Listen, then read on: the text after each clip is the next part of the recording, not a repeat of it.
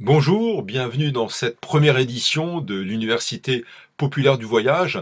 Populaire puisque ouverte à tous en prérequis, en tout cas nous l'avons voulu ainsi avec les piliers du Grand Bivouac présents parmi vous ce soir.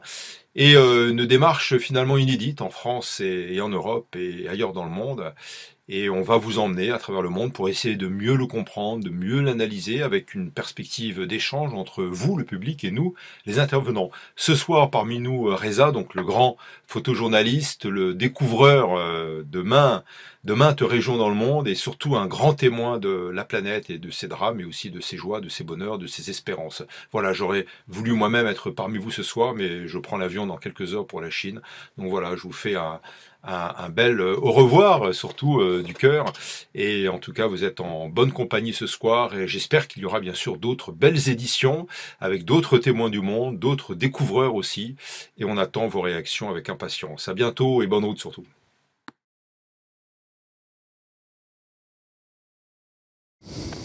Mais des livres aussi.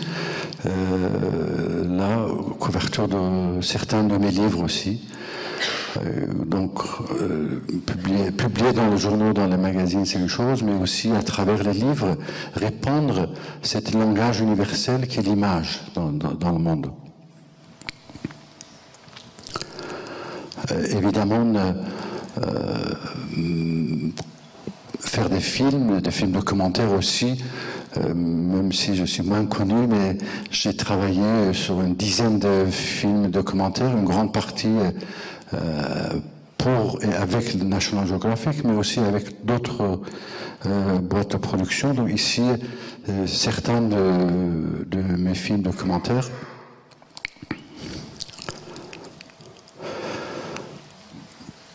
J'ai eu envie de commencer par cette image dont, quelque part, beaucoup de vous avez vu ou vous connaissez l'histoire de cette petite fille afghane de 5 ans qui est née sous le bombardement. Et ce qui était important, c'est de voir combien la guerre et la souffrance atteint le regard des enfants. Elle a un regard de peut-être quelqu'un de 50 ans, peut-être plus, mais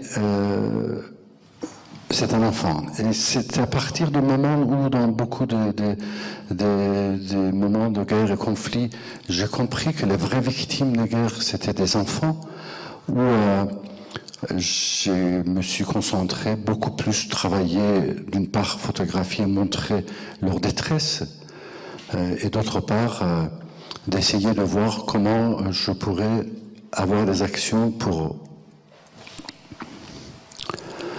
d'autres photos des enfants en Afghanistan. À un moment, en réalité, il faut que je vous dise la vérité, c'est que c'est ces enfants qui m'ont obligé de faire cette photo. Ça vous est certainement arrivé quelque part, et les enfants qui courent et demandent de faire des photos. Et pour aller en Afghanistan au temps de l'occupation russe, à un moment où j'allais rencontrer Massoud, plusieurs fois j'étais pris dans les embuscades, et pendant plusieurs jours j'avais pas eu la possibilité de manger. Donc on se cachait dans les grottes le jour et on devait marcher la nuit. Et un jour, il y avait un petit village, on savait que c'était un village pro-Massoud, pro-Moudjahidine, donc on s'est rentré. Mais vous pouvez imaginer, après des semaines de marche et fatigue et ne pas manger, j'avais même plus le courage de soulever mon appareil. Et je le cachais sous mon manteau que j'avais. Et ces enfants, ils ont vu l'appareil, ils ont commencé à courir en me demandant « fais notre photo ». Et presque plusieurs fois, je lui ai dit non, s'il vous plaît, laissez-moi tranquille, je peux pas. Et ils ont continué, et j'ai vu que ça commence à faire des émeutes, enfin, autour de moi.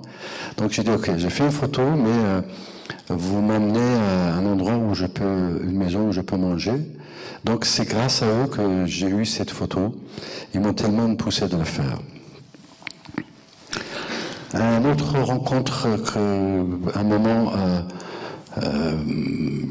très important, c'était la rencontre de cet homme que j'appelle le vieux sage afghan, C'est un homme dont le village était bombardé par les hélicoptères russes et que toute la famille était obligée de partir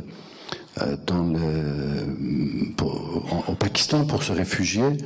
Mais dès qu'il avait traversé la frontière, lui, qui était le patriarche, que l'ensemble de sa famille avec ses enfants et ses petits-enfants et arrière-petits-enfants, il était 122 personnes. Donc lui, et il avait voulu rester l'endroit où il peut voir l'Afghanistan, enfin l'Afghanistan, ce pays. Par contre, quand j'ai parlé avec lui, je venais presque quitter l'Iran, partir en exil, venir à Paris, je lui expliquais un peu ma situation. J'ai dit, mais toi, tu as la chance que tu peux vivre quelque part, voir ton pays. Moi, je suis très loin de mon pays. Et il m'a dit, mais toi, garde ton pays dans ton corps, et où que tu vas, tu verras que ça deviendrait ton pays. Et c'était magnifique cette petite phrase, et ce qui m'a emmené finalement au bout de 30 ans de passer de 115 pays. Chaque fois que je suis quelque part, je sens que je suis chez moi. Et ça, c'est une réalité. Quand les gens ils me demandent où est le meilleur endroit ou dans vos voyages vous avez vu, j'ai toujours dit c'est aujourd'hui, et là où je suis, c'est le meilleur endroit. Et croyez-moi que c'est vrai aujourd'hui ici. Je me sens complètement chez moi.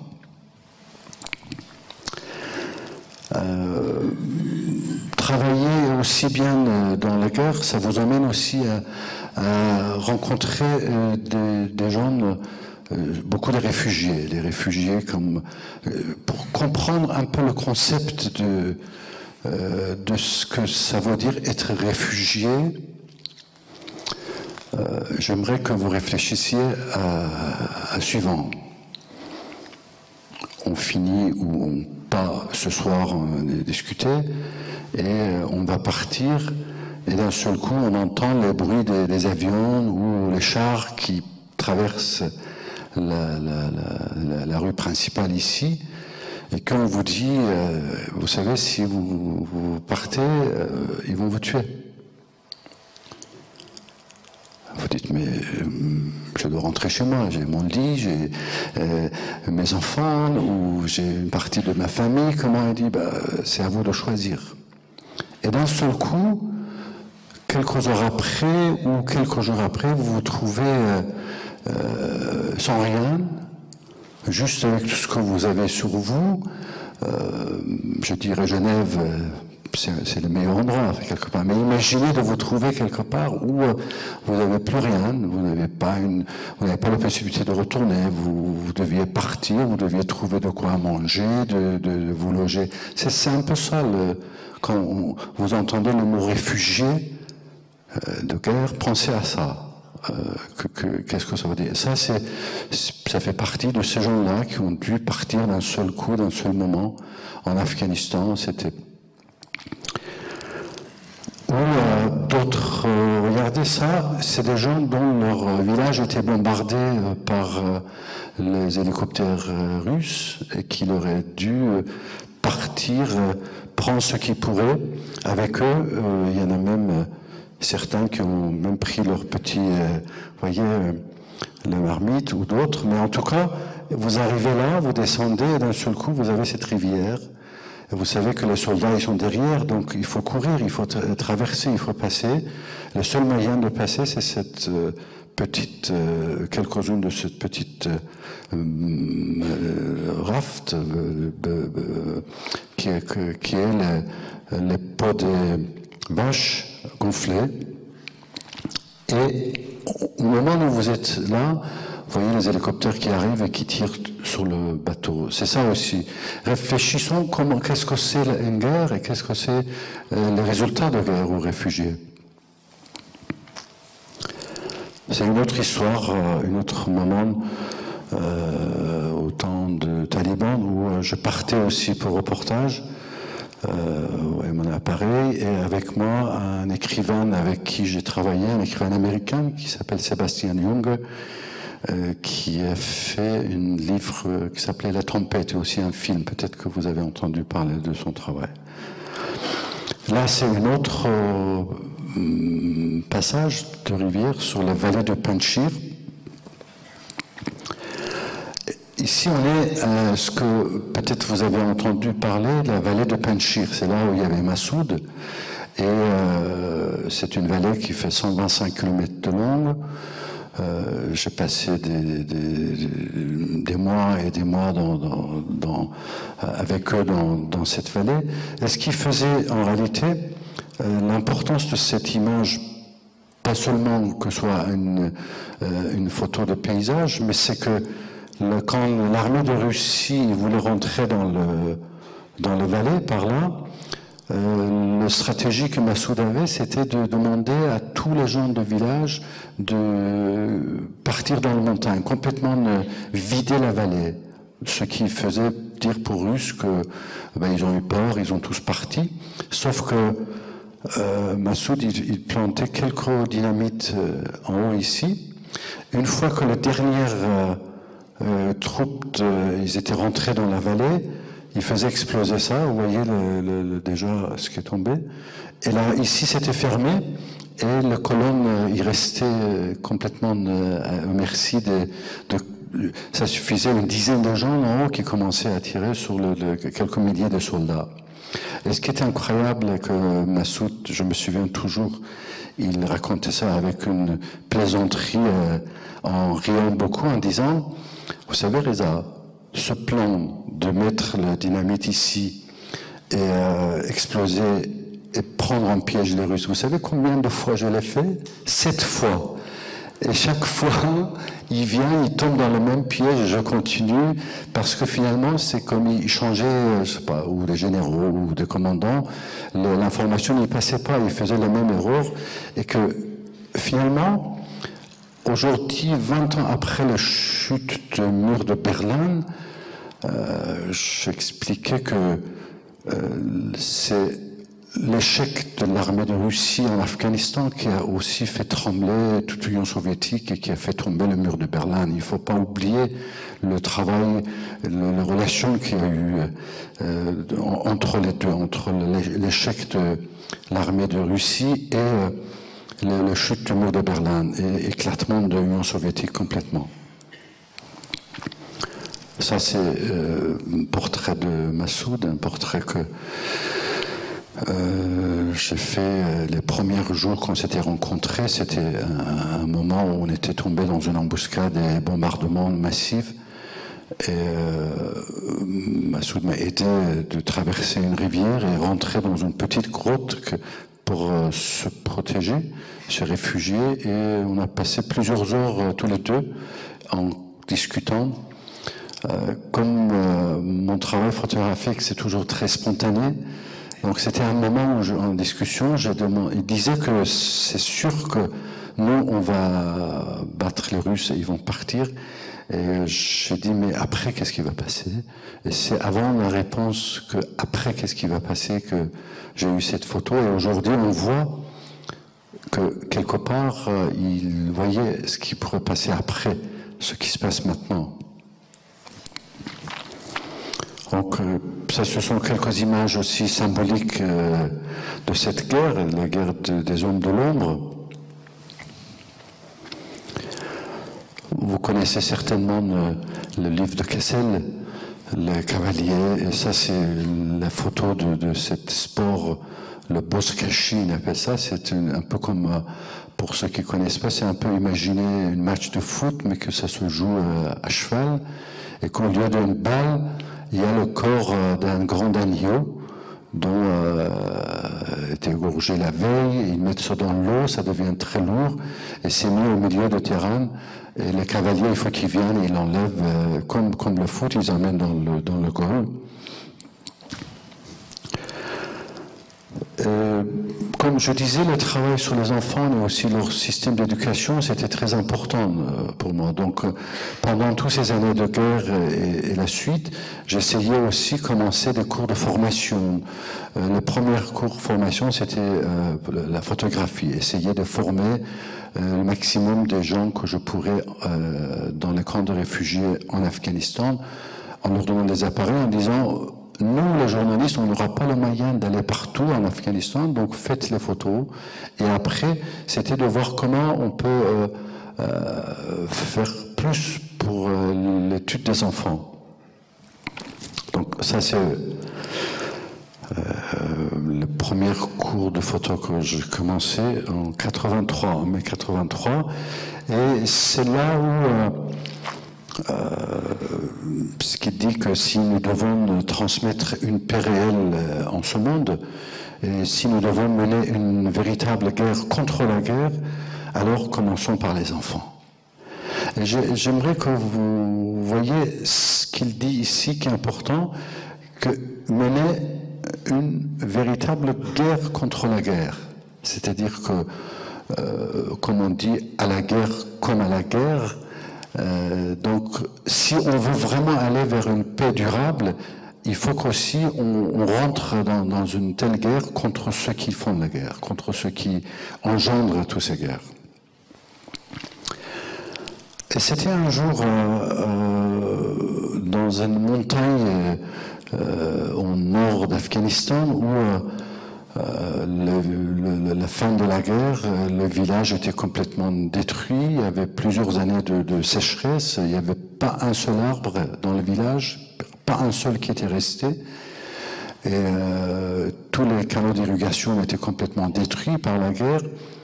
En me promenant dans les rues du village, j'entends quelques enfants qui sortaient de l'école, dont lui.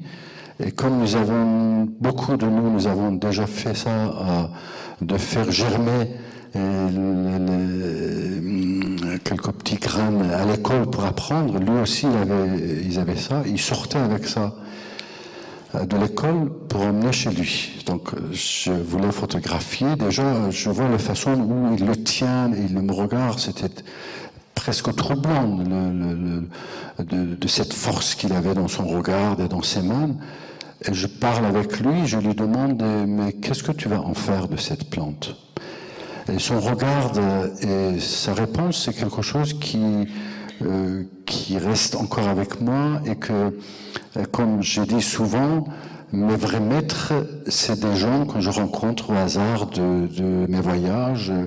Ça peut être n'importe qui et n'importe où dans le monde. À partir du moment où on est à l'écoute de l'autre, on peut apprendre beaucoup de choses. Et cet enfant devient une de ses maîtres pour moi parce qu'il me dit, quand je dis « Qu'est-ce que tu vas en faire ?»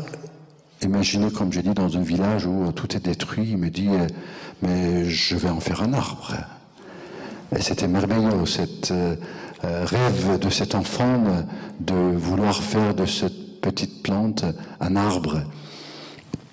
Et c'était sur cette idée que, quand j'ai lancé l'organisation de Aïna, j'ai utilisé cette photo comme symbole de cette organisation, qu'on appelle aujourd'hui le Aïna Boy. Depuis le lancement de Aïna, donc voilà, j'ai essayé de dire le travail que j'avais fait en Afghanistan en tant que photographe, où j'avais même travaillé pendant 1 an comme directeur de l'opération des Nations Unies pour emmener de l'aide. J'ai lancé cette organisation en disant la première chose, c'est les enfants. Donc ce que nous faisons, on publie le magazine Parvoz, donc vous avez dit l'envol, où j'avais fait à 16 ans en Iran et qu'on m'avait arrêté et qu'après j'avais fait les prisons. Mais comme têtu je suis, 30 ans après, j'ai lancé le 7 magazine pour les enfants en Afghanistan avec le même nom, le Parvoz ou l'envol, et qui est distribué gratuitement. Et c'est pour ceux qui connaissent un peu, je crois qu'après la Deuxième Guerre en France, il y avait ce petit almanach rural où il y avait un peu de tout dedans. Et c'est une sorte de magazine comme ça qui est distribué gratuitement parce que moi je crois que l'éducation des filles c'est important. Les filles vont pas à l'école. L'école c'est pas une bonne réponse aujourd'hui pour l'histoire des Afghans et la guerre. Donc mon concept c'était emmenant l'éducation dans la maison. Et comment il fallait faire? La première c'était lancer cette magazine pour les familles qui est distribué gratuitement. Et continuons avec Aïna, où nous avons formé plus d'1 millier de femmes et des hommes aussi à tous les métiers de médias. Et imaginez que nous sommes dans un pays qui sort de 20 ans de guerre déjà, et il n'y a rien, aucune structure. Donc la démocratie pour moi, c'est déjà avant tout donner les moyens de s'exprimer. Et donc les journalistes, les journaux, les médias, ce sont des premiers pas d'une marche vers la démocratie. Ce que j'ai toujours dit, c'est pas par des avions de guerre, ni en envoyant des soldats et en envoyant des bombes sur les villages qu'on va les emmener à être attirés par la démocratie. Donc, cette magazine, pour les enfants, là c'est devant la statue de Bouddha, le même magazine. Ici, si vous voyez, c'est très très coloré. À l'intérieur aussi, c'est une vraie fenêtre vers le monde, vers leur culture. Imaginez un instant que nous sommes dans un pays où les enfants, ils n'ont jamais vu une revue imprimée. Donc vous voyez la différence, c'est pas comme nous ici que chaque enfant il a des centaines de livres et des BD et des magazines et autres. Ça c'est quand il y en a un qui a un copie qu'on donnait dans un village, 3 semaines après on retourne et il y a 150 personnes qui avaient lu et qui avaient vu le magazine seul. C'est dans ce concept. Ensuite, on a lancé le premier magazine pour les femmes en Afghanistan. D'ailleurs, le nom qu'on avait choisi, qui s'appelle Malalai, vous vous souvenez, nous c'était en 2002, et que cette fille pakistanaise qui a eu une balle que les talibans ils ont essayé de tuer, de jeune fille qui maintenant est devenue un symbole pour toutes les femmes, toutes les filles, enfin, qui veulent la liberté. Elle s'appelle aussi Malala et c'est le même nom. Ensuite, nous avons le concept pour moi, c'était de dire, depuis 20 ans, nous sommes quelques journalistes, photographes, caméramans, à 99% des hommes, et qu'on vient en Afghanistan, et qu'est-ce qu'on fait? On photographie, on filme, on interviewe des hommes afghans. Mais où sont les 50 autres personnes, les femmes qui vivent la guerre quotidiennement, qui sont les vraies victimes quelque part de toutes ces guerres et ils souffrent? Quelle est leur histoire? Comment le monde peut avoir au moins leurs histoires? Le seul moyen, c'était de former des femmes afghans à tous les métiers de médias, dont de faire des films documentaires. Et le premier film qu'ils ont fait, qui s'appelait Le Regard afghan, était nominé à Emmy Awards, qui est le plus grand, c'est un peu comme le Oscar pour le film documentaire, et c'était la première fois que ces filles, elles prenaient les caméras dans leurs mains, elles filmaient, pour vous dire combien quand vous avez quelque chose vraiment fort à expliquer, cet outil, ça devient l'outil de votre volonté, votre histoire. Et c'est une des raisons pour lesquelles je continue constamment, partout où je vais, de former des gens qui puissent utiliser cet outil, parce que l'histoire qui sont racontées par les gens qui le vivent quotidiennement, ça a une autre valeur. C'est pas juste comme moi ou d'autres gens, d'autres journalistes qu'on va un jour, 2 jours, 1 mois, de faire quelques images et revenir. Les gens qui vivent l'histoire, ils racontent leur histoire. Et c'est une autre valeur. D'ailleurs, ça, c'était un exemple de le film qu'ils ont fait. Un autre projet que nous avons lancé en Afghanistan, c'était le cinéma itinérant, cinéma mobile, 8 unités mobiles qui vont de village en village et ils montrent des films éducatifs. Vous voyez aussi ce que j'appelle l'éducation visuelle informelle, comment utiliser l'image dans un pays comme l'Afghanistan ou dans beaucoup d'autres pays ou dans les villages. Les gens n'ont pas accès à l'information ou Internet ou télévision ou autre. L'image, ça devient le meilleur vecteur de l'information. Les films que nous faisions, c'était pas ni des documentaires, ni de films de cinéma. C'était des films de 10-15 minutes. Dans chaque film, il y avait un message d'éducation. Par exemple, pour UNICEF, pour d'autres organisations. Et dans certains cas, grâce à rien que montrer ces films, par exemple, quand on essayait de montrer comment il faut, pour les mères, de comprendre telle ou telle maladie de leurs enfants et essayer d'éviter que ça devienne plus grave s'ils le voient au début, il y a eu une chute incroyable de mortalité infantile dans les régions où on montrait les films, parce que c'était une relation directe et formation directe grâce à l'image. Une autre chose qu'on a fait, c'était comment répandre les lois, les articles de loi. Les gens ils comprennent qu'est-ce que c'est les lois. C'est aussi une marche vers la démocratie de vivre dans un pays de droit, mais il faut le comprendre, il faut l'apprendre. Le meilleur moyen de nouveau, c'était, comme je dis, éducation visuelle informelle. On a créé les premières feuilletons de télévision, qui a montré aussi bien dans la télévision, mais aussi dans le cinéma mobile. L'histoire, c'était, comme tous les feuilletons, c'est une série, et c'était une femme qui est juge, et chaque épisode, il y avait un des grands problèmes, je dirais, sociaux, où un article de loi, il y a des gens qui venaient le voir, et elle devait juger quelque chose, et les gens, en regardant le feuilleton, ils apprenaient chaque fois aussi des articles de loi sur la violence domestique, sur l'héritage, sur plein d'autres choses que les gens ne savaient pas ce que ça loi peut faire. Donc c'était un moyen de les éduquer, de leur apprendre. Et on a formé évidemment aussi des photographes, des premières femmes photographes en Afghanistan et des hommes aussi. Et en 2012, un de nos élèves, aujourd'hui est le directeur de l'agence France Presse en Afghanistan, a eu le prix Pulitzer, qui est le plus grand prix photographique. C'était un de nos élèves de Haïna qui a eu ce prix.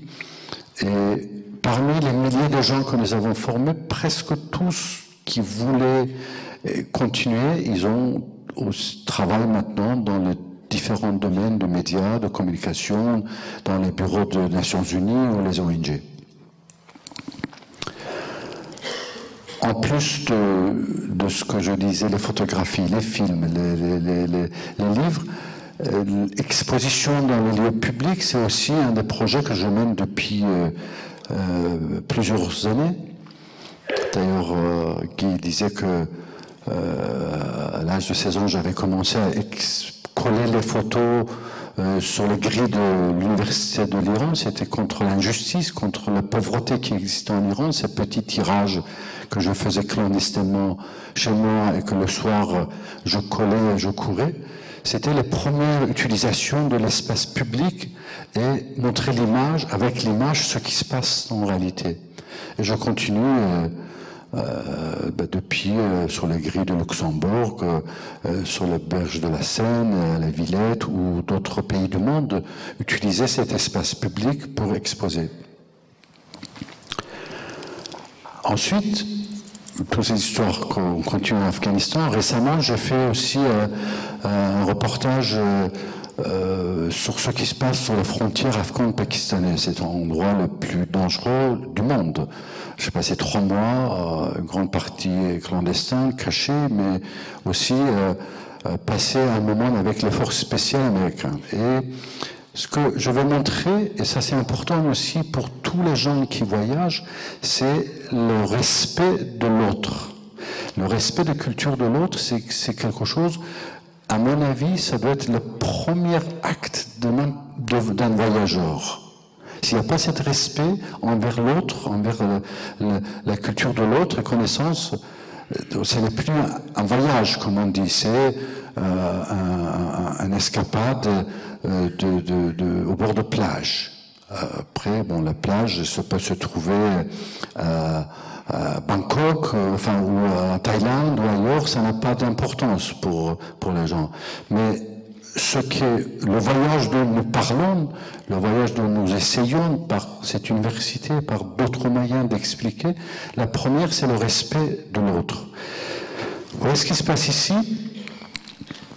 On est dans un lieu comme lieu de culte. Et le premier, je dirais, acte qui existe dans ces lieux de culte, certainement vous avez vu beaucoup, il ne faut jamais rentrer avec des chaussures. C'est un irrespect total des gens et que, surtout quand vous êtes dans les zones tellement reculées, tellement fermées, traditionnelles, comme vous pouvez imaginer au sud Afghanistan, où on ne voit jamais une femme dans la rue, toutes les femmes où ils sortent, ils sont sous la burqa, que les hommes ne voient pas, et où dans les lieux de culte, quand les soldats ils rentrent en disant We are the soldiers, et ils marchent comme ça, et ben, ce qui crée dans sa tête à lui, c'est le résultat de ce qu'on voit aujourd'hui, de ce qui se passe aujourd'hui en Afghanistan, cet échec de la guerre en Afghanistan. Voilà, j'explique comment ne pas respecter l'autre peut emmener ça. Ou, regardez bien ça. Nous sommes dans une zone en Afghanistan qui est peut-être, je dis, l'endroit le plus traditionnel, le plus reculé, tout ce que vous voulez. C'est un endroit où les hommes, les seules femmes dans leur vie qu'ils voient, c'est leur mère, leur sœur et après leur femme. Les autres femmes, presque, ils ne voient jamais leur visage, ou leur grand-mère et autres. Et c'est un vrai tabou de tout ce qui est féminin dans ces pays. Qu'est-ce qu'ils font dans les bases américaines avec les femmes soldats? Ils embauchent des jeunes des villages pour faire leur laundry. Oui, vous voyez ce que je veux dire? Vous savez ce qui s'est passé? Ces jeunes, ils vont me raconter que, enfin entre nous, il n'a jamais vu un soutien-gorge dans sa vie. Et d'un seul coup, il voit des choses qui sont incompréhensibles. Et après, il vient le chef de tribu et il m'explique que voilà, on a su qu'il se passait des choses, que les femmes, elles donnent leurs vêtements à laver à nos garçons. Qu'est-ce que c'est ça? Et il me dit textuellement, la démocratie qu'ils disent les Américains, c'est ça, la démocratie? Où les hommes ils vont laver les vêtements, sous-vêtements des femmes, on ne veut pas, si c'est ça la démocratie. Comment vous voulez mener une guerre et dire qu'on est venu pour vous aider, pour la démocratie, quand vous ne savez même pas comment il faut respecter la culture de l'autre?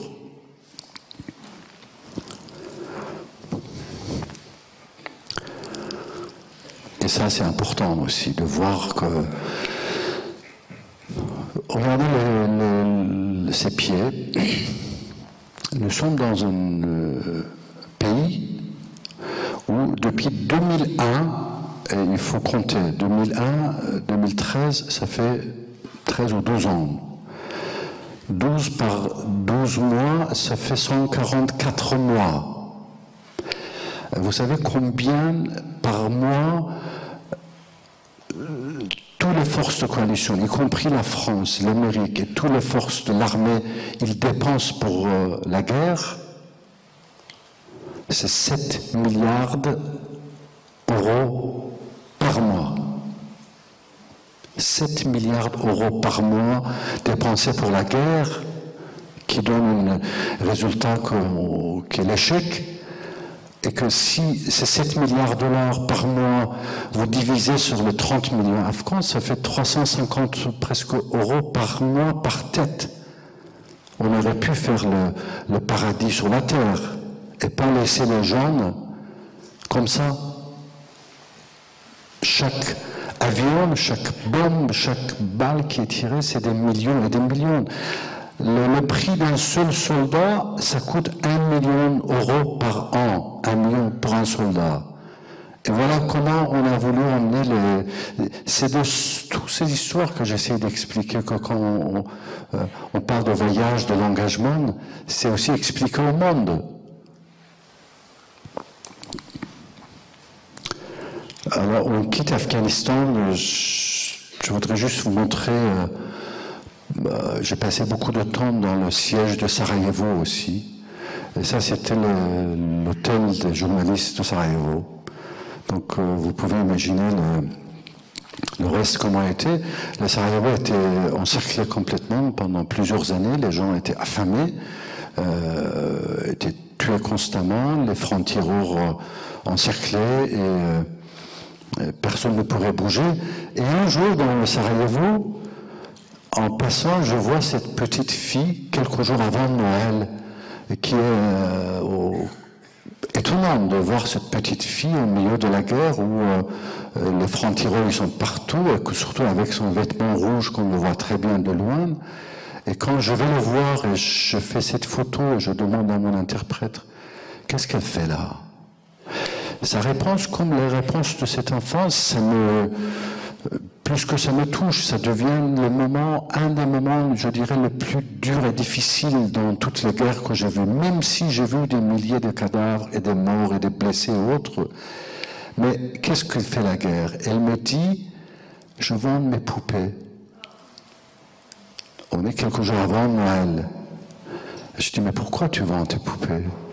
Elle dit, parce que ma grand-mère n'a pas mangé depuis 4 jours. Et j'ai envie de lui emmener Je dis, mais toi, tu as mangé? Il dit, non, non, non, mais c'est ma grand-mère pour que j'ai envie de emmener quelque chose à manger. C'est ça la guerre.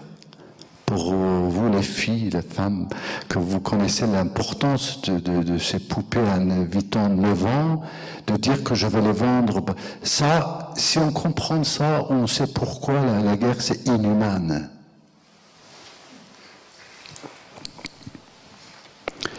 D'autres travail de l'engagement dont on parle, c'est que je me suis beaucoup occupé, surtout dans les années 90, contre l'utilisation de mines antipersonnelles qui tuent beaucoup les enfants, qui tuent beaucoup des passants, des gens, très peu de militaires, mais c'est une arme de lâche, on appelle ça, des mines antipersonnelles. Et en faisant ce reportage à Cambodge, on me dit que, vous savez, il y a un train où il y a beaucoup de mines posées sous les rails, et le gouvernement, pour empêcher que le locomotive il saute sur les mines, ils ont mis une plateforme très lourde qui est poussée par la locomotive. Imaginez, la locomotive est ici, il pousse la plateforme. Mais ce qui était le plus dur pour moi, et c'est pour ça que j'ai voulu faire ce voyage, faire cette photo, c'est qu'il disait, mais vous savez, la plateforme est gratuite. Donc les pauvres gens, les pauvres paysans qui doivent aller vendre leurs 3 oignons l'autre bout dans le marché, comme ils n'ont pas les moyens de payer même le train au fin fond de Cambodge, ils montent sur ça. Alors imaginez, quand j'étais là-bas, chaque moment, je regardais, c'était dès que je voyais un petit quelque chose là-bas, je me disais, oh là là, ça va être la mine, ça va être la mine, ça va être la mine. Mais finalement, j'ai traversé toute cette région aller-retour pour la photo, mais pour dire que j'ai beaucoup milité aussi contre l'utilisation de mines antipersonnelles, en même temps que je photographiais les gens qui étaient touchés par ces mines.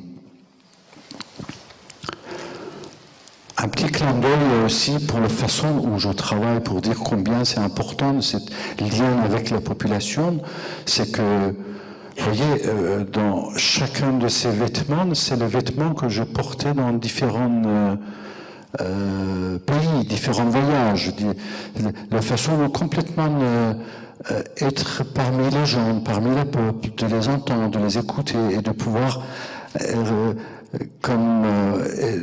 être prêt le moment venu pour photographier ce que certains que vous voyez ici. Récemment, j'ai travaillé aussi en Algérie. C'était aussi pour moi de découvrir en Algérie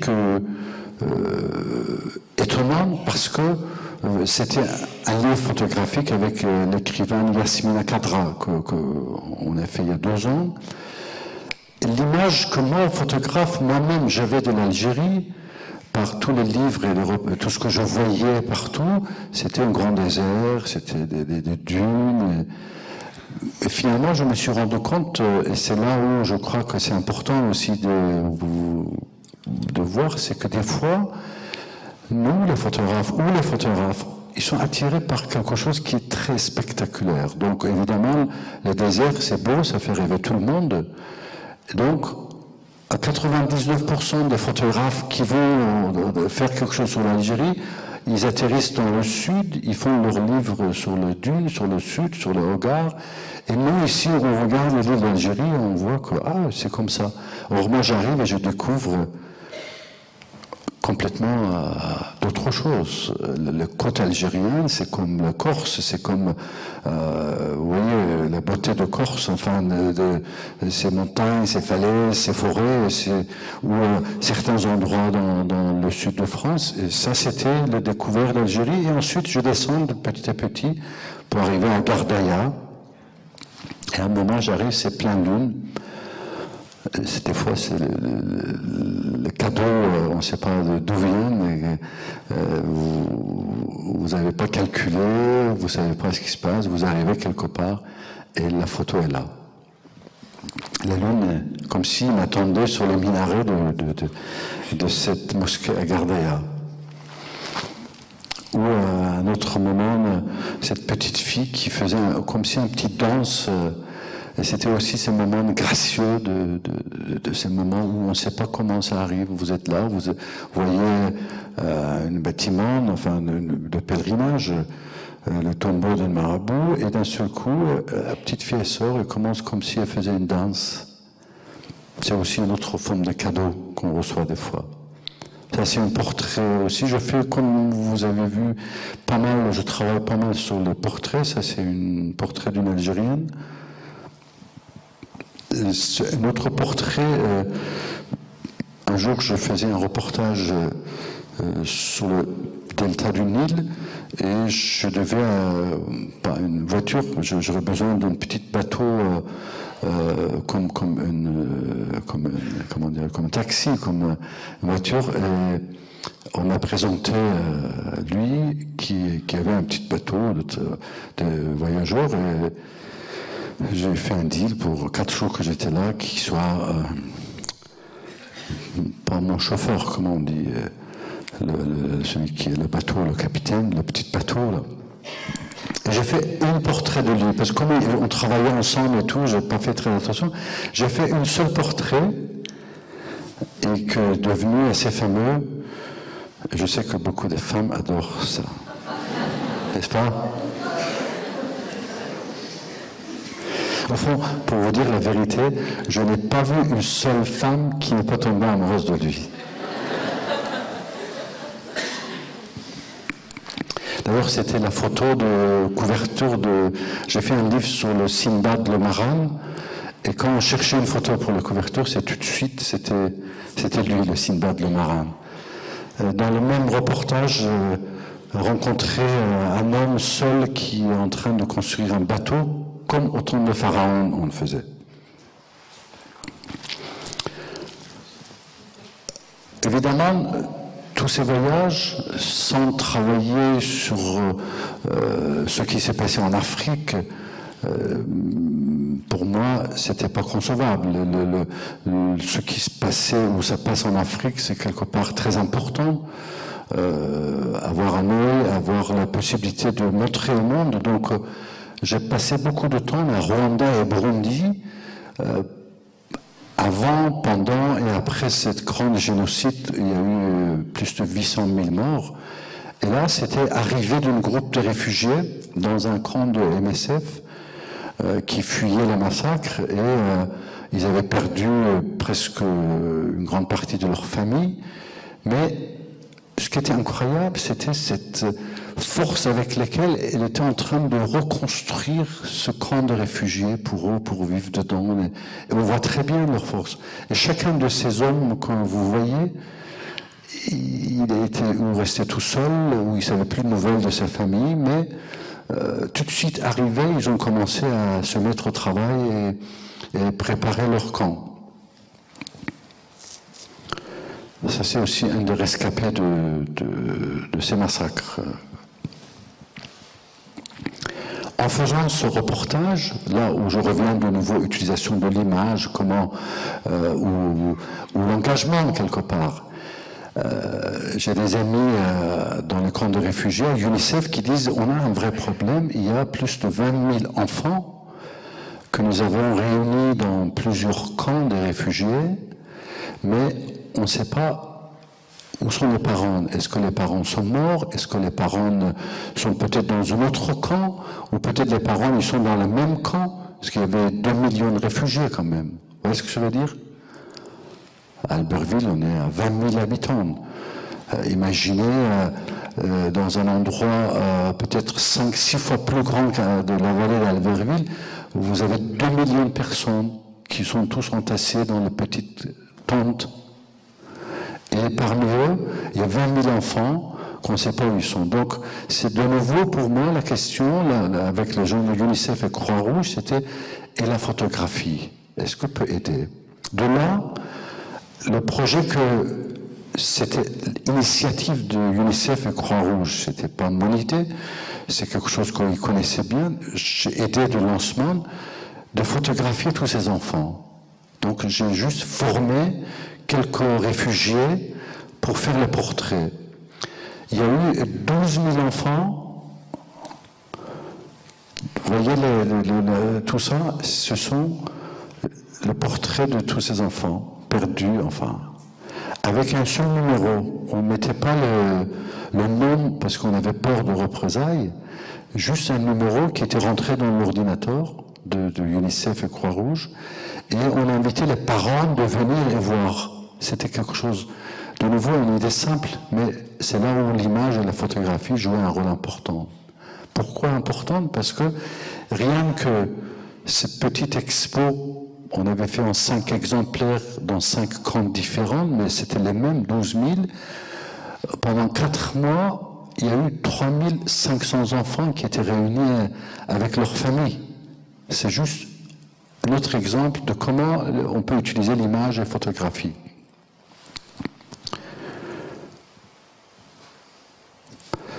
Ça, c'est un moment de retrouvailles d'un de ces 3500 enfants où la grand-mère avait trouvé ses petits-enfants. On ne savait pas ce qui est devenu des parents, mais finalement, c'était la grand-mère qui accueillait. La famille, ça existe malheureusement, et là encore, est-ce que un seul moment on peut accepter aujourd'hui, dans ce monde que nous sommes, où nous avons la possibilité d'envoyer d'ici à Mars un engin qui va atterrir, qui va analyser la Terre de Mars et qui nous a envoyé le résultat de ce laboratoire que nous avons envoyé. Vous voyez un peu où est-ce qu'on est? Est-ce qu'un seul instant, on peut croire et accepter dans un monde où nous avons la possibilité de transporter 10 000 soldats dans une seule journée, de point A à point B, avec tout leur matériel, leur cuisine, leurs armements, 10 000 dans une seule journée. Est-ce qu'on peut accepter que les êtres humains restent comme ça et que nous passons à côté? Quand j'ai voulu aller première fois photographier la famine, c'était un film et un reportage, il y a une vingtaine d'années, je partais avec Frédéric Mitterrand, il faisait les films, moi je faisais la photo. Avant d'aller, j'ai eu un moment, enfin des moments difficiles. Je me disais, mais Reza, comment tu vas arriver devant les gens qui sont en train de mourir de faim et les photos de photos. Donc la décision que j'ai prise, c'était de m'enfermer 3 jours dans mon appartement à Paris sans manger, pendant 72 heures exactement. Je ne sais pas si ça vous est arrivé des fois d'échapper à 1 ou 2 repas pour sentir ce que fait, mais 72 heures, 3 jours, ça fait, vous sentez vraiment ce que c'est la famine. Et ce qui fait que quand je suis arrivé là-bas, cette personne, c'était pas le même genre d'image qu'on voyait toujours des gens par terre et quelqu'un en train de leur aider. C'était lui ou elle qui me questionnait. C'était devenu le statut de Rodin, le penseur. Il dit, attendez, regardez-moi. Pourquoi? C'était la vraie dignité de l'être humain que j'avais envie de montrer ici. Et encore, si je n'avais pas passé ces 72 heures de comprendre ce que c'est la famine, je ne crois pas que j'aurais pu arriver à rendre, je dirais, hommage à ces hommes et femmes que nous laissons mourir de faim. De là, je continue de travailler en Afrique. Et un des projets récemment que j'ai lancé, c'est de nouveau de dire comment, avec les voyages, on peut arriver de dire que je peux faire autre chose pour ces gens. C'était de dire que nous avons toujours eu les photos des camps de réfugiés faits par nous, les professionnels, les photographes qui vont et qui font des photos de camps de réfugiés. Et si on formait des enfants réfugiés, là, dans un camp de réfugiés à Ouganda, j'ai formé avec d'autres amis photographes un projet de Nations Unies, 60 enfants, dont cette fille, travaillaient dans le camp de réfugiés. Le résultat de leur travail, c'était tellement touchant, qui était exposé au sein des Nations Unies à New York. Pour la première fois, ces enfants qui font des photos, et d'un seul coup, leurs images étaient exposées à New York, des Nations Unies, à Los Angeles, à Washington, à National Geographic, à Londres. Mais ça, c'était le moment de la fin de cette formation. Ce sont certains étudiants ou leurs parents. Et la première expo qu'on avait fait avec leurs photos, le résultat, c'était ça, qu'on avait déjà invité dans le camp, tous les gens de camp de venir et voir leur première expo photo faite par leurs enfants. Il faut vous rendre compte l'importance de ce genre d'action. C'est pas juste on a fait quelques photos, on expose. Ça emmène une dignité à ces gens-là. Et ça, c'est très important. Ce mot dignité, rendre dignité des gens, je crois que c'est quelque chose de très, très important et positif. Pensez à ça. Un autre moment de ces voyages, c'est un moment où je faisais un sujet sur la Turquie et j'avais décidé d'aller jusqu'aux frontières iraniennes, comme les vieux sages afghans qui voulaient voir son pays. Je me suis dit, je vais là-bas. J'arrive dans cette ville d'Ogu Bayazit, je descends de l'avion et je parle avec un chauffeur de taxi. Je parle turc aussi. Et je lui demande, est-ce que tu aimerais travailler pendant 4 jours? Je suis photographe, je vais faire ça, ça. Il me dit, pas de problème, on fait le deal. Et il me dit, vous allez où? J'ai dit, va vers la frontière. Pourquoi frontière? Je dis, voilà, j'ai envie d'aller voir qui je suis et qu'est-ce que je fais. Et on arrive à un moment, il me dit, bon, préparez-vous, quand je vais tourner à gauche dans la rue, en face de vous, vous allez voir la montagne Iran. Il arrive, il tourne à gauche, évidemment. Lui, il me parle de la montagne Iran que je voulais voir, mais qu'est-ce que moi je vois, le photographe? Je vois ces 2 garçons qui sont en train de porter cette télé. C'était une image magnifique, forte. Surtout que, comme c'était une télévision vide, je me disais, ça doit être quelque chose. Je demande au taxi de s'arrêter, mais il ne comprend pas. Il dit, non, non, on est loin encore. Je dis, non, non, non, arrête ici. Alors, il continue, il me regarde, il ne sait pas pourquoi il faut arrêter. Et j'ai fait quelque chose que je m'en veux encore. Je lui donne un coup fort sur son épaule en criant sur lui, « Ah, mais je te dis, arrête !» Il est un peu déboussolé, il freine, je sors, je vais faire la photo, je suis content, quelque part, je reviens, et il a la main ici, il me dit « Excusez-moi monsieur, c'est toutes vos photos, vous faites comme ça ?»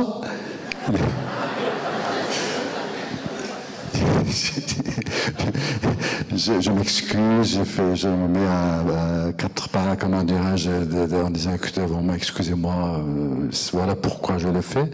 C'était avant l'âge du numérique, donc je ne pouvais pas montrer la photo de Dieu. Mais ce qui était drôle, c'est que pendant les 4 jours que j'étais avec lui, déjà il roulait à 20 à l'heure, pas plus. Et il regardait autour, dès qu'il voyait des gens qui traversaient la rue, il me disait « Je m'arrête !»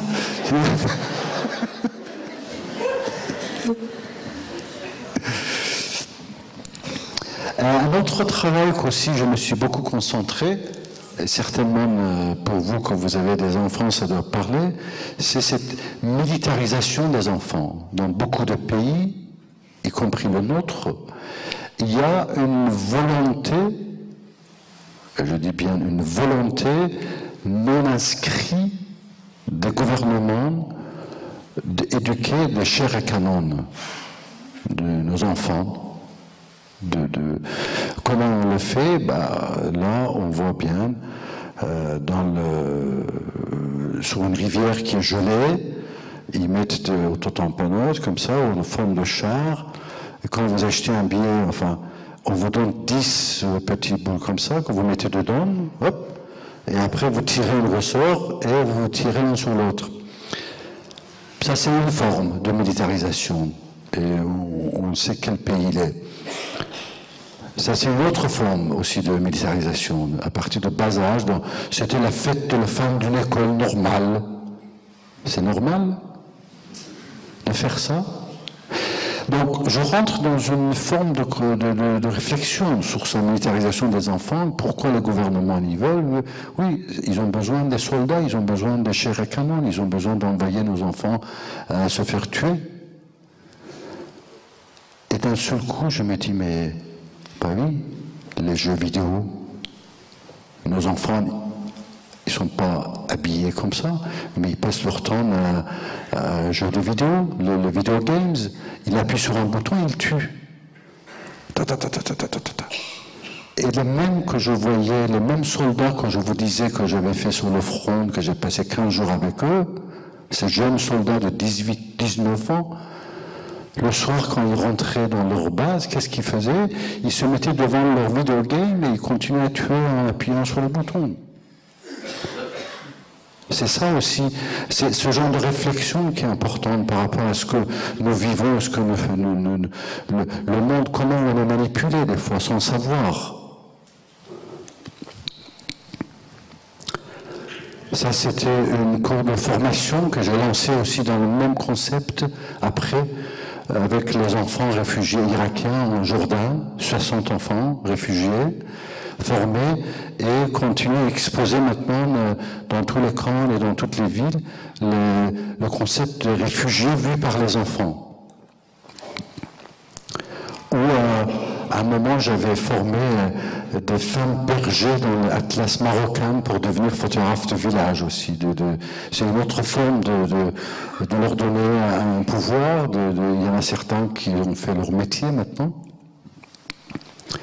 D'autres projets que j'ai lancés, de nouveau dans mes voyages, c'était pour dire que c'est pas seulement à Kaboul ou dans les camps de réfugiés que l'image peut devenir importante. L'image peut devenir un vecteur de changement social, que l'image a un pouvoir de changement social. J'ai démarré il y a 3 ans un projet dans un banlieue en Sicile. C'est un banlieue dans lequel, quand je voulais aller, on m'a dit « Reza, si vous rentrez avec un appareil photo, vous ne sortez pas vivant. on vous tire dessus tout de suite. Ah, j'ai dit, ah, à moi vous dites ça? Vous faites peur de vos petits pistolets? Vous voulez tirer sur moi parce qu'un appareil photo, vous allez voir. Et ce que j'ai fait, et c'était pas seulement pour ça, mais c'est que pour dire que combien cette ghetto où presque 50% des hommes sont en prison, donc vous pouvez imaginer quel genre de banlieue il est, et vous voyez bien aussi l'état de ces banlieues, on parque les gens dedans, et après on dit mais pourquoi ils font ça?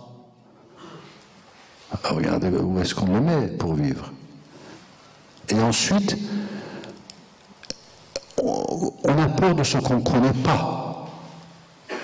Les gens, ils ont peur d'aller là-bas, ils disent oui, ils vont nous tuer, c'est des mafias, ces gens. Donc, j'ai commencé à former 100 ados, évidemment avec l'aide des associations. J'ai formé 6 photographes italiennes qui sont devenus mes assistants, qui continuent à tous les jours former. Et j'ai formé 100 ados de cette banlieue à Librino pour devenir photographe et faire leur vie quotidienne et montrer ça aux gens des villes autour pour dire, vous voyez, c'est des gens normaux. C'est pas parce qu'ils vivent là qu'ils sont rentrés dans un engrenage qu'il faut en vouloir. Là, c'est l'école en Sicile, les enfants qu'on est en train de former. C'est ces enfants siciliens. Et récemment, j'ai lancé le même projet dans le quartier de Mirail, à Toulouse, avec 50 ados aussi qui vivent dans le quartier de Mirail. Et là aussi, quand je voulais aller, on me disait, mais Reza, c'est un coupe-gorge, il ne faut pas y aller, c'est des gens dangereux. J'ai formé 50 ados de photographier constamment le quartier de Mirail. Pendant 6 mois, on a travaillé avec eux. Ça, c'est des enfants de ce quartier que... Voilà. Ils ont tous eu un appareil photo, ils ont tous, pendant 6 mois, ils ont appris. C'est pas juste, allez mon petit, je te donne un appareil, tu appuies dessus, ça fait des photos. C'est un vrai travail de long terme, de leur apprendre à regarder, de leur apprendre à comprendre. Et c'est ça. Une fois qu'ils ont appris ça, ils savent que cet appareil, c'est un outil. C'est pas juste pour faire des photos. C'est un outil pour qu'ils racontent leurs histoires. D'ailleurs, ce petit jeune homme était interviewé, on dit mais pourquoi vous faites ça? Pourquoi vous voulez montrer ça? Il dit parce que j'en ai marre qu'on montre notre quartier chaque fois qu'on veut passer dans les journaux, il faut qu'on brûle une voiture. Si on ne brûle pas de voiture, on ne parle pas de nous. C'est une réalité quand même. Et là, ces enfants et leur travail s'est exposé à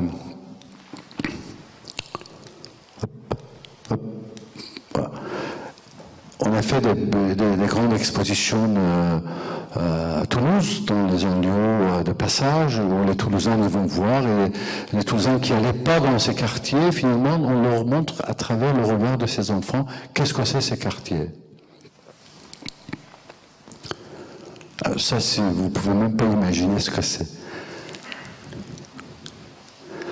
Pour vous dire un peu la peur qu'il y avait de tous les gens qui voulaient travailler là-bas, nous, on avait 50 appareils photo. On avait amené en voiture et les gens avaient peur de sortir avec 50 appareils photo et traverser la rue pour aller dans le salon. Donc, ils déguisaient ça dans le sac poubelle. Ce sont les appareils photo pour les enfants qu'on devait emmener. Pour vous dire combien ce concept d'avoir peur de l'autre, ça existait. Évidemment, après, une fois qu'avec ces enfants, on est rentré dans les rues, on a fait des photos, ça n'existe plus, ça. C'est un petit clin d'œil que les enfants, les derniers jours, m'ont fait. Et juste quelques dernières photos que vous voyez, ce sont le travail que j'ai fait il y a quelques mois en Brésil, Colombie, Guatemala, l'Inde, Éthiopie et Sud-Soudan. Un grand travail sur les cultivateurs de café. Le concept, c'était les gens le plus bas dans ce café qui sont, et leur montrer, et de dire que chaque fois que les gens ils vont boire leur café, au moins qu'ils savent qui sont qui font le café. Et avec ça, créer un vrai lien entre eux. Donc ça, ce sont quelques images de les paysans qui sont le plus bas niveau de cultivation de café. Et je dis, c'était exposé, il y a eu un livre, Chant de café, qui est sorti récemment, qui s'appelle Chant de café. Et c'était exposé dans plusieurs villes du monde. Et ça, c'est en Brésil, ça, c'est en Éthiopie. En Inde,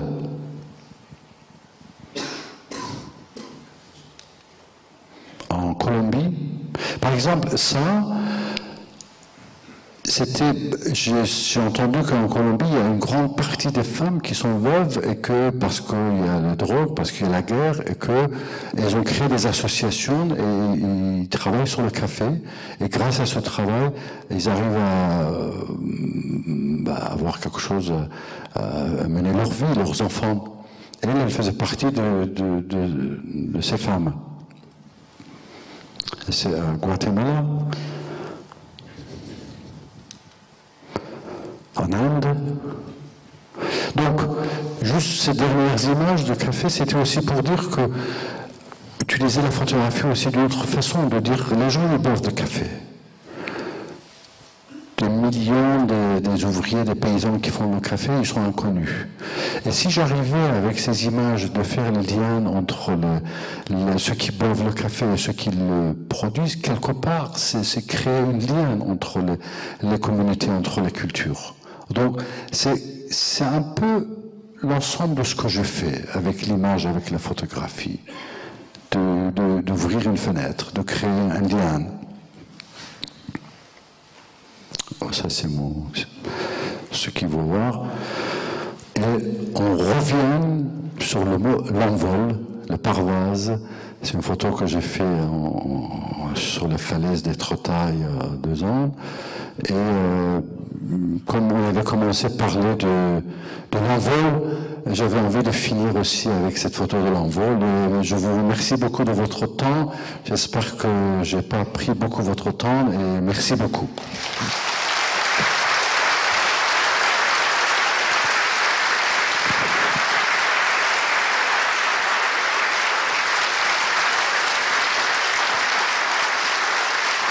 Merci.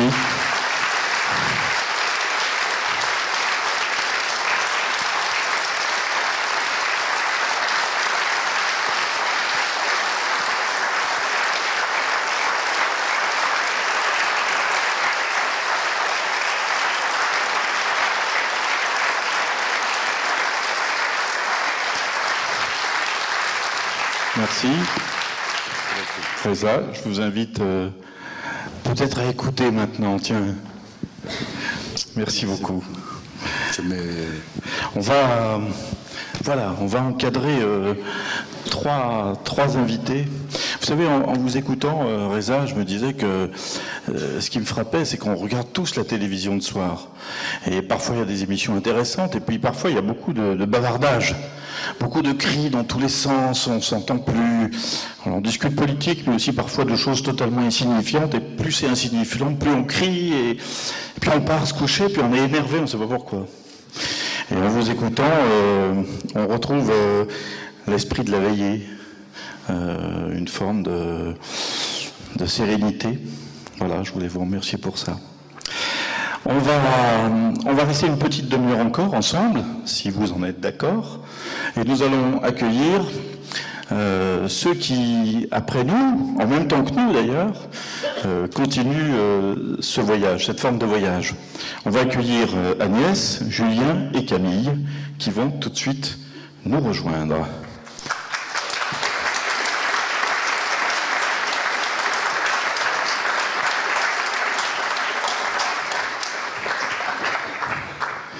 Voilà, mettez-vous dans l'ordre que vous voulez.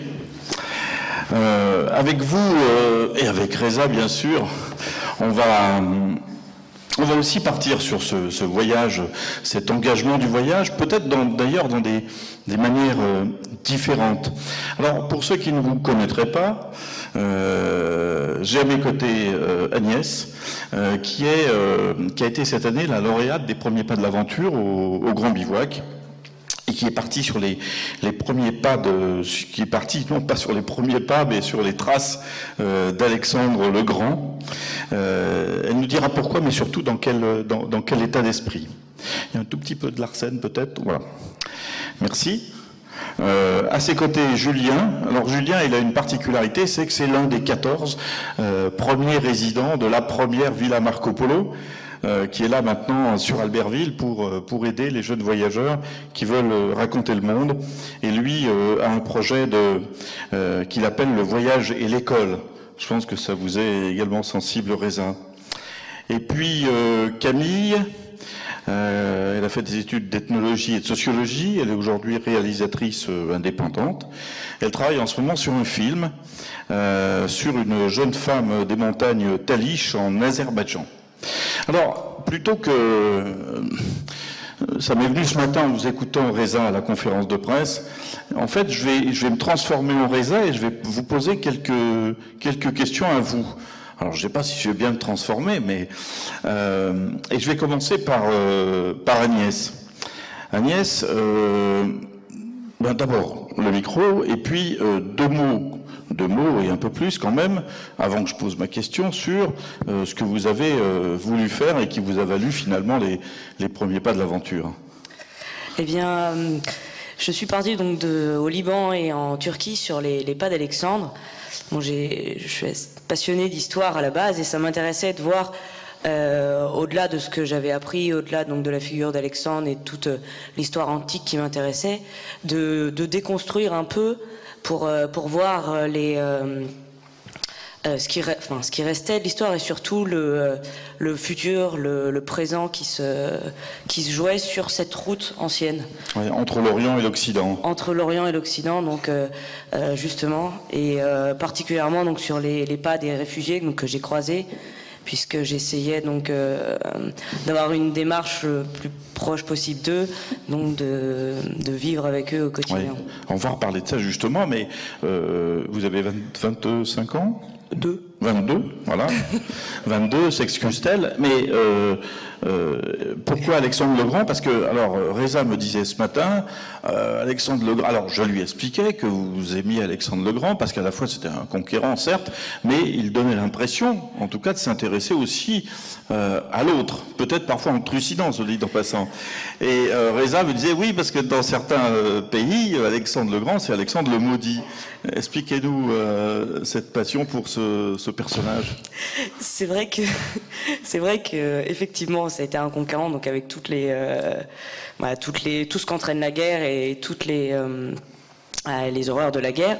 Mais en étudiant moi, c'est vrai que ça partait surtout de l'étude des classiques grecs.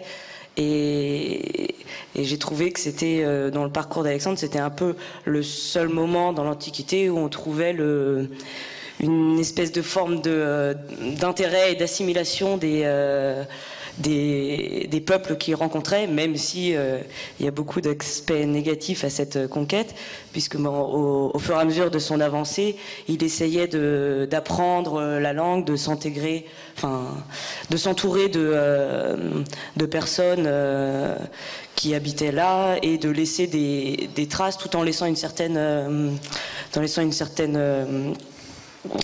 espace aux cultures nationales. Après, évidemment, c'était dans une autre mesure, quoi, mais je trouvais que c'était intéressant de voir Alors, ça aurait pu être un voyage de férus d'histoire, de jeunes férus d'histoire, mais ça n'a pas été que ça.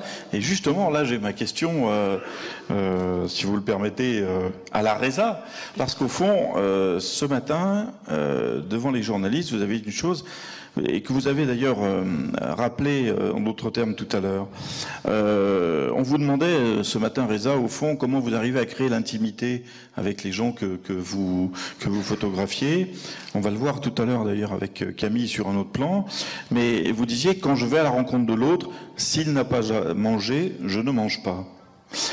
vous l'avez redit dans d'autres circonstances, vous avez choisi de voyager en vélo, ça c'est une chose, mais vous avez choisi, vous venez de l'évoquer très rapidement, je voudrais qu'on y reste un petit instant, vous avez choisi de vivre des moments avec des réfugiés et dans des conditions difficiles, évidemment. Quels réfugiés, quelles circonstances et pourquoi? Alors, la démarche que j'ai voulu avoir en allant à la rencontre des gens, c'est je me suis rendu compte rapidement que pour que se crée une intimité avec toutes les personnes que je rencontrais, il fallait qu'on soit tout à fait égaux. Et du coup, la démarche que je voulais avoir, c'est eux qui m'apportaient le plus. Je me suis rendu compte dès le début que j'arrivais, c'était moi l'hôte, parce qu'on m'invitait tout le temps. Il y a une hospitalité qui est extraordinaire au Moyen-Orient, et j'ai passé que 2 nuits dehors au Liban. Et les gens voulaient absolument me recevoir, et c'était eux qui m'aidaient, et donc de plus en plus j'ai pris l'habitude d'être toujours, de prendre une situation pas la plus basse possible, mais un petit peu, et donc au contact des réfugiés, de vivre comme eux, donc de manger comme eux. Ils avaient, enfin, le plus beau cadeau qu'ils pouvaient me faire, c'était justement, ils me considéraient vraiment comme eux. On partageait les abats grillés à Istanbul, on avait 2 kilos pour 5 ou 6, et ils auraient jamais voulu. Moi, j'avais plus beaucoup d'argent, mais il me restait peut-être au moins quand même de quoi m'acheter un kebab. Et non, je préférais vivre vraiment avec eux. Et c'est ce que je trouvais beau dans le partage. Oui. Mais pour vous, c'était une nécessité intellectuelle, ou c'était voilà, vous conceviez pas le voyage sans ça. On pourrait presque dire, peut-être si on était un peu méchant, donc idiot, vous cherchiez un petit peu l'exotisme finalement. Et c'est pas ça, je le sais. Non, c'est vraiment. Il y avait une nécessité chez vous. C'est le respect. Quand on voit la gentillesse avec lesquelles... Moi, la seule chose que je pouvais leur apporter, c'est comme je dessine les portraits. Je dessinais, donc parfois, je pouvais dessiner toute la famille pendant 3 heures, toute la famille. C'est la seule chose que je pouvais leur donner, parce que ce qui leur faisait le plus plaisir, c'était vraiment de partager. Donc, par respect pour eux. Et ensuite, donc, sur mes autres voyages, j'essaie de garder cette posture. Et notamment, c'est vrai que mon engagement à moi, ce serait surtout sur la route, parce que j'ai choisi d'être nomade et c'est mon choix. Mais tous les gens que je rencontre, ils sont nomades malgré eux. Et même à Paris ou partout, là j'étais en Écosse, et on se rend vraiment compte, c'est en les respectant, et on en parlait tout à l'heure, justement que souvent quand on est dans la rue, quand on est nomade malgré soi, ou réfugié depuis tellement longtemps, il y a une transparence, un regard des autres qui n'existe plus. Et que j'ai compris en me retrouvant dans cette même position, parce qu'il m'arrivait de ne pas avoir mangé à Londres pendant 4-5 jours, qu'une dame m'apporte une paire de chaussettes et un billet de 20 balles, et je me suis fondu en larmes, et je me suis dit, je comprends maintenant le regard de l'autre, et c'est une démarche que je voudrais garder dans tous mes voyages, qui permet de partager et de s'enrichir au contact des autres, ce qui n'est pas forcément évident dans un... Reza, on entend vos paroles. Le micro, passez-lui. On entend vos paroles. Quelque part, vous parlez comme elle. Je parle comme elle plutôt, je dirais. Voilà. C'est mieux de dire que je parle comme elle. Mais en vous écoutant, oui, vraiment, je me disais, c'est une route continuelle, et que certainement... D'ailleurs, j'avais une autre chose dans ma tête. Je me disais que vous, la Grande Bivouac, vous avez fait un travail remarquable, parce que finalement, le choix de Agnès comme le premier pas de l'aventure. Voilà, pas de l'aventure, c'est important, parce qu'en l'écoutant, oui, évidemment, elle a compris l'essence même du voyage, qu'est-ce qu'on doit faire dans le voyage. Bravo. Camille, qu'est-ce qui peut pousser... Après, je poserai aussi ma question à la Reza. Pardonnez-moi de ce petit jeu. Qu'est-ce qui peut pousser une jeune femme à s'intéresser à une autre jeune femme, perdue, il faut bien le dire, dans les montagnes Talysh, dont j'ai compris qu'elles étaient à la frontière, elles étaient en Azerbaïdjan, pays absolument pas connu, puisque vous avez même fait un jeu qui s'intitule Azerbaïdjan. pour montrer un petit peu ce qui se passe là-bas. Qu'est-ce qui peut vous pousser à vous intéresser à ce sujet-là? Il y a une seule réponse, en fait, je crois, c'est la rencontre. Je suis partie une première fois en Azerbaïdjan, je connaissais pas, je crois comme la majorité des gens en France. Puis je suis partie 2 semaines en Azerbaïdjan en voyage. Et puis sur le chemin, j'ai rencontré évidemment énormément de personnes. Et j'ai fait une rencontre qui m'a particulièrement marquée. C'était celle d'une jeune femme qui avait le même âge que moi et qui a eu le même pétillement dans les yeux quand on s'est rencontrés et quand on a commencé à discuter ensemble. Et puis j'ai décidé de retourner la voir. Et du coup, voilà, je crois que c'est la force de la rencontre. Ça peut paraître naïf, mais ouais, c'est la force de la rencontre qui fait qu'un jour on reprend la route et on retourne voir des personnes qui nous ont marqués. Et puis qu'on creuse la rencontre. Et voilà. Creuser la rencontre, ça veut dire quoi? Ça veut dire qu'on a une curiosité, peut-être même parfois malsaine, vis-à-vis de quelqu'un qui devient au fond un objet de film ou un objet de reportage, ou est-ce que c'est le fait qu'elle avait votre âge, le fait peut-être que vous avez communiqué dans le langage des sourds, puisqu'elle est sourde? Qu'est-ce qui peut être déterminant, autre qu'une simple curiosité de passage? Tiens, celle-là, c'est intéressant, je vais faire un film. Parce que pardonnez-moi, rencontrer quelqu'un, c'est bien. Décider de la voir 2, 3, 4 fois, de retourner dans une société difficile en plus, ça, c'est une autre détermination. Oui, alors en fait, au départ, pour tout vous dire, ce qui m'a marqué, mais ça c'est très personnel, mais je vous le livre quand même si on est nombreux, c'est le fait que quand on s'est rencontrés avec Pokusa la première fois... Elle s'appelle Pokusa. Elle s'appelle Pokusa. Donc comme je vous disais, il y a eu ce regard dans les yeux, il y a eu cette discussion toute une après-midi. On a communiqué entre sa langue, la langue des signes, les mimes, et puis un peu de langue des signes que je maîtrisais, langue des signes française que je maîtrisais un peu. Et en fait, voilà, ce qui a déclenché le fait que j'ai envie d'y retourner, c'est que cette fille, c'était en quelque sorte... c'est l'impression que j'en avais un miroir de moi, dans le sens où, par rapport aux autres personnes que j'avais rencontrées, Pokusa, donc, c'est une femme qui vit dans un village où les tâches de chacun sont très partagées. Les femmes ont des tâches particulières et les hommes ont d'autres tâches. Et Pokusa, par le fait qu'elle soit sourde, a été élevée par ses parents de manière un petit peu différente. C'est-à-dire qu'en fait, c'est elle qui c'est elle qui s'occupe du bétail, tâche qui est normalement réservée aux hommes. Et donc, elle sort régulièrement de la maison, elle se balade régulièrement dans le village. Enfin, je dis elle se balade, elle va chercher des outils chez des voisins, etc. C'est elle qui emmène le troupeau dans les montagnes. Quand ses sœurs et belles-sœurs restent plutôt à la maison. Et du coup, c'est ça, c'est très personnel, mais c'est ça qui m'a conduit à retourner la voir, parce que j'avais vraiment envie de discuter avec elle, parce que pour moi c'était un paradoxe complet. Et ensuite, quand je l'ai retrouvée, quand je suis retournée chez elle, j'avais une petite caméra parce que j'avais en tête de faire une installation vidéo. Je n'avais jamais filmé.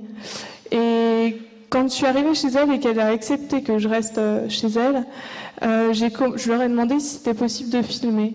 Ils m'ont dit, donc elle et sa famille, oui, il n'y a pas de problème. Et quand j'ai commencé à filmer, donc moi à un bout de la pièce et eux à un autre bout de la pièce en train de faire des sirops, etc. en préparation pour l'hiver, je me suis dit, mais qu'est-ce que je fais là? Je suis là dans mon coin à filmer, à les observer. C'est pas ça que j'ai envie de faire. Ce que j'ai envie de faire, c'est de vivre avec eux, d'être avec eux, de parler avec eux. Donc j'ai lâché la caméra et c'est plus tard que, grâce à Pokusa, j'ai été amenée à partager cette caméra et à l'utiliser avec elle. Donc on a filmé ensemble et c'est là que j'ai trouvé ça intéressant. Et d'où la question, ça tombe bien. Vous avez dit ce matin, Reza, quand j'arrive dans un village avec mon appareil photo, il faut faire en sorte que les gens comprennent que je ne suis pas venu pour la photo, pour moi photographe, mais pour eux.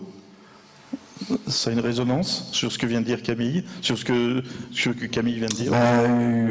Exactement tout ce que tu viens de dire, que finalement est arrivé un moment où elle a dit, mais quand je fais la photo ou je filme, je m'éloigne de ces gens, mais elle a laissé de côté, et que finalement, c'est elle qui est venue vers toi en disant, viens, on va faire des films.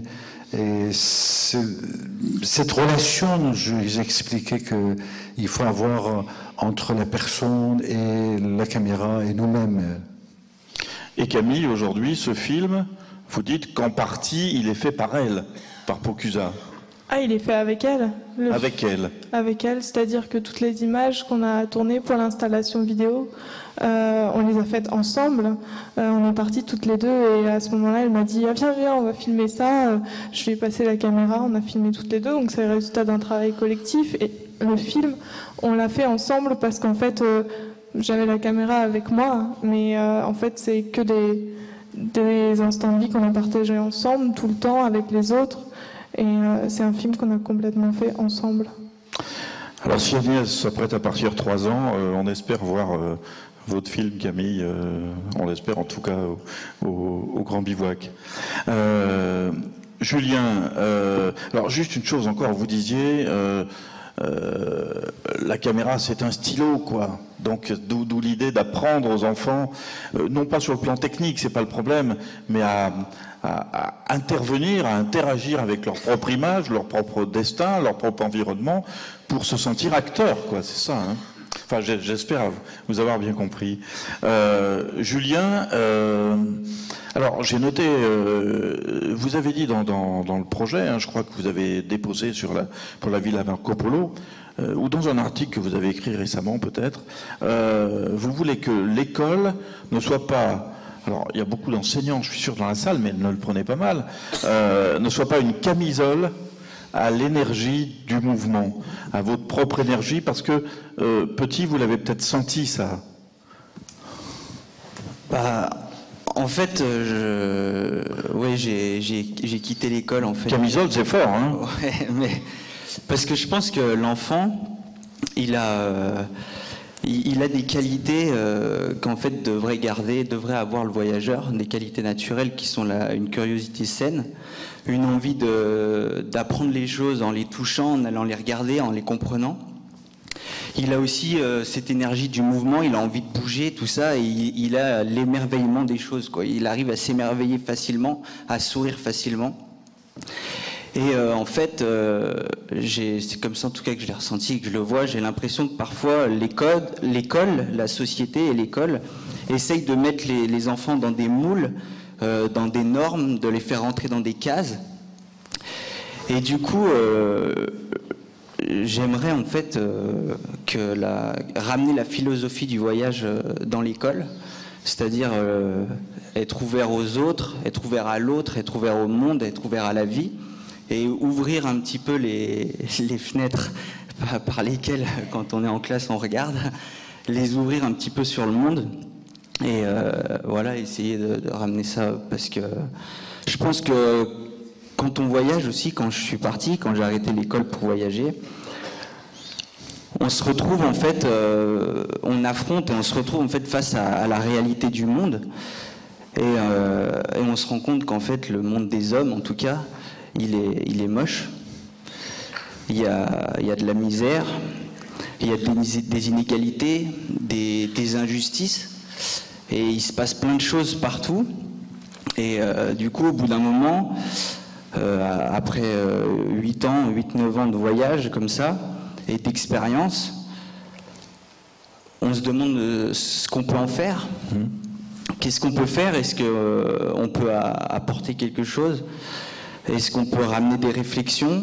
Est-ce que toutes ces vies qu'on a croisées, toutes ces histoires qu'on a entendues, tous ces gens qu'on a regardés, tous ces gens oubliés, tous ces anonymes, est-ce qu'on ne peut pas faire quelque chose de toute cette expérience et pourquoi pas justement l'amener dans les écoles? Parce que comme le disait tout à l'heure Reza, l'avenir, c'est aussi les enfants, et je pense que c'est important qu'ils comprennent le monde Et parfois, peut-être que quand on voyage comme ça, on se fait un petit peu témoin du monde, témoin de l'humanité, de tout ce qui se passe.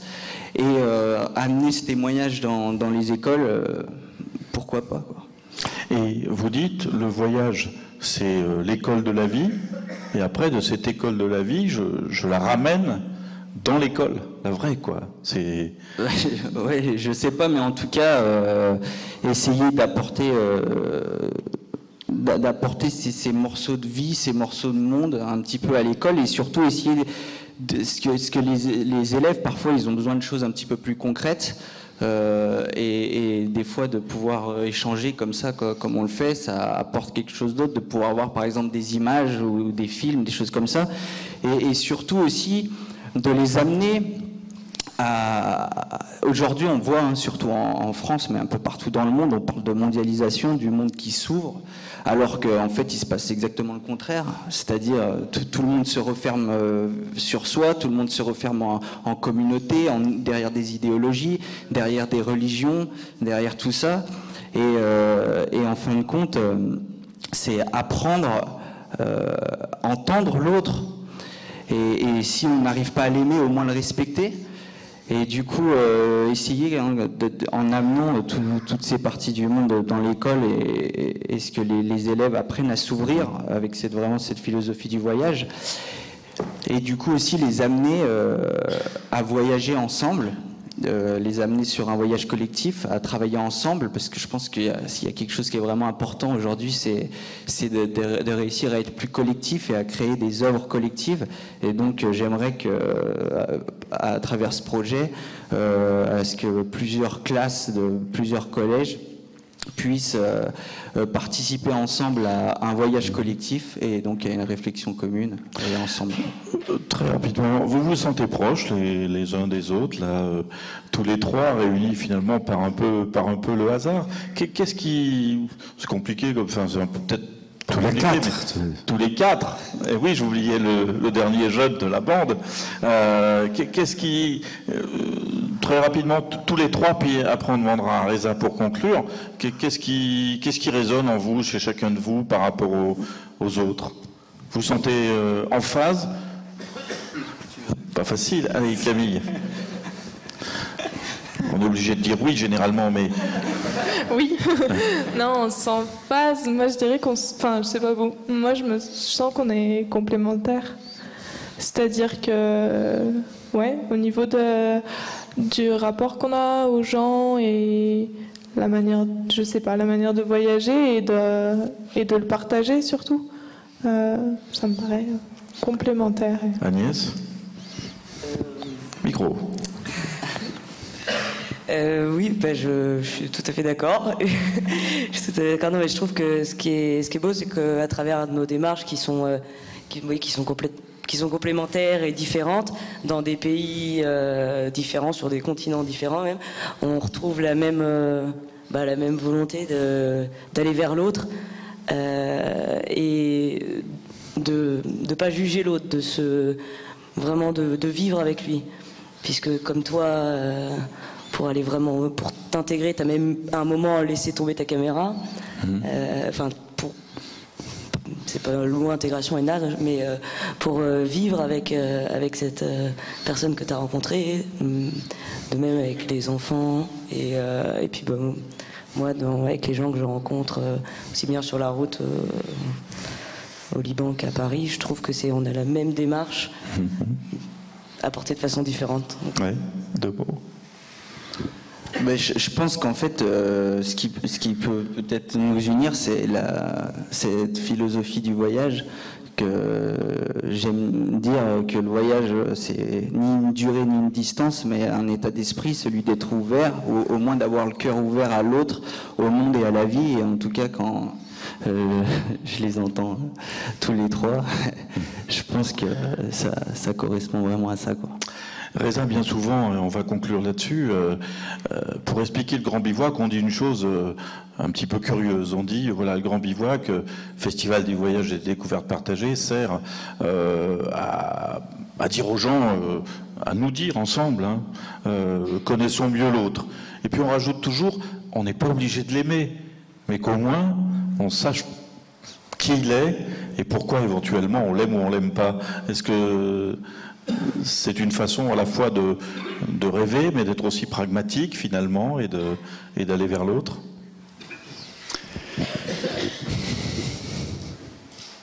Déjà, je pense que ce concept de voyager,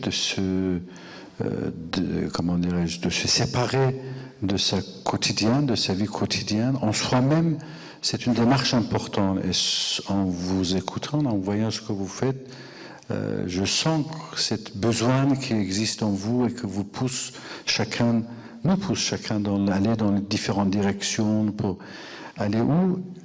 Et ce que j'entendais aussi bien, et que c'est l'essence même de voyage, c'est aussi ces rencontres avec l'autre, c'est comprendre l'autre. Vous le dites qu'on n'est pas aimé, on n'est pas obligé de l'aimer, c'est ça. Et je vous disais que finalement, on arrive à un moment où on commence à aimer tout le monde. Vous voyez ce que je veux dire? Et moi, je crois que, je ne sais pas si, certainement, c'est cette différence de quelques années avec vous, que je commence à arriver à un moment où aimer tout le monde, et que même devant les gens, je dirais le plus... ça c'est pas moi.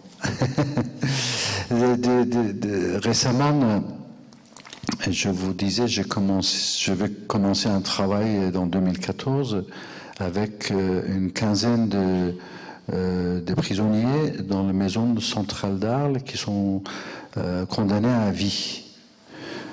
J'étais allé les voir, je vais retourner là-bas. C'est des gens que, évidemment, pour être condamnés à vie, il faut faire des choses pas très bien, quelque part. Mais je vais passer du temps avec eux et je vais les former à la photographie, aussi pour montrer un peu cette image en disant que oui, dans chaque être humain, il y a quelque chose de bien, et que c'est cette bien que maintenant il faut aller vers ça et vers trouver et montrer. Alors vous savez ce qu'on va faire? Ah, j'ai plus de micro, tiens, je vais changer. Voilà. On va commencer par remercier toute une série de gens très vite, parce qu'ils le méritent, parce que un mois et demi après les efforts du Grand Bivouac, ils ont accepté de relancer tout de suite la machine pour cette première université.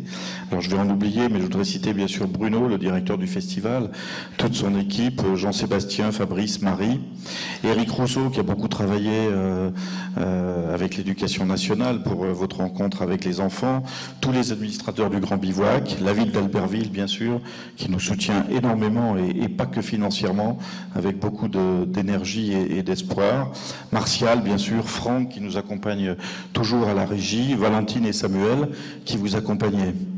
Et puis vous signalez que le prochain rendez-vous de l'université est déjà fixé. Quand on a fait un, on a fait deux, on se dit que ça y est, on est parti pour 20.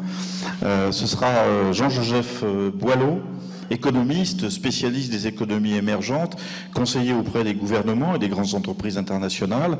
Il est l'auteur de Chine d'Afrique. Ce sera le 31 janvier à 20h30 et le thème sera sur les nouvelles routes de la soie ou l'Orient revisité sur les traces de Marco Polo et d'Ibn Battuta. Je terminerai aussi en disant que vos ouvrages, toute la semaine qui vient maintenant, sont disponibles à la librairie des Bauges, qui est notre partenaire du Grand Bivouac. Dans un instant, si vous n'êtes pas trop fatigué après ce marathon qu'on vous a fait faire aujourd'hui, car vous êtes arrivé de Paris très tôt, vous pourrez signer notamment des posters de vos photos. Je l'indique, c'est juste à côté. J'en profite pour dire que la sortie ne se fait pas par l'entrée, excusez ce jeu de mots, mais bien par cette salle qui est donc à votre gauche si vous nous regardez, et qu'à la sortie il y a même du vin chaud pour 1 €. Voilà. C'est peu dire que je vous remercie tous les trois, merci beaucoup, et Reza, un grand merci, vous nous avez fait un vrai plaisir d'être là, merci beaucoup.